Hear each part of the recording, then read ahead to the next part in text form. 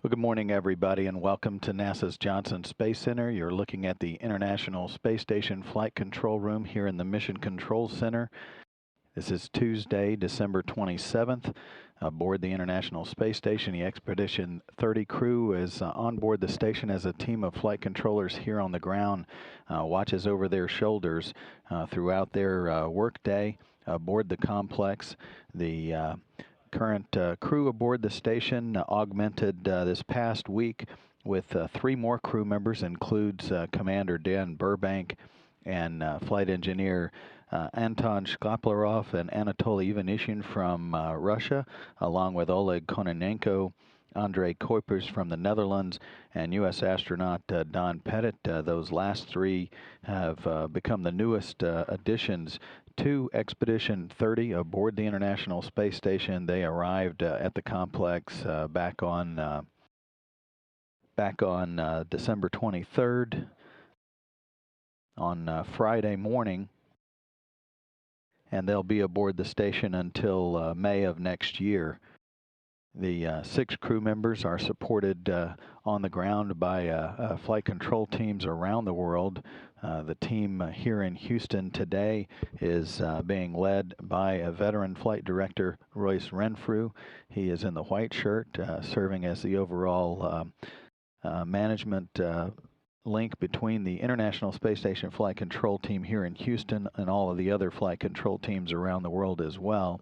Serving as the primary communications link, the voice between this team and the crew on board the station is Jeremy Hansen. The 6 crew members on board the station arrived at the station at different times. The 3 of the crew members, Dan Burbank, Anton Shkaplerov, and Anatoly Ivanishin, arrived back in mid-November.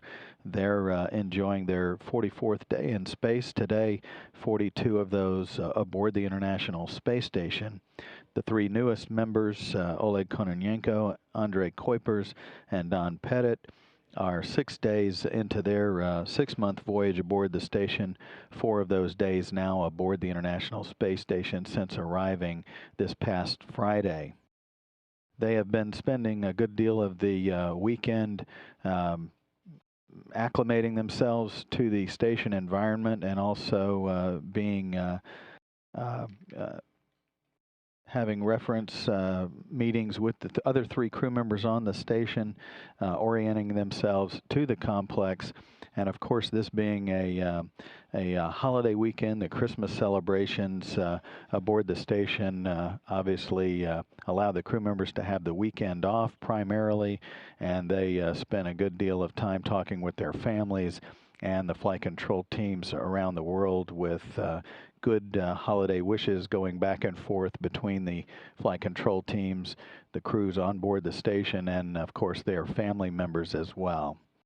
So a quiet weekend for the crew. They get back into experiment work on board the station, maintenance activities as well, exercise, and also some additional onboard training of the 3 newest crew members that arrived this past Friday.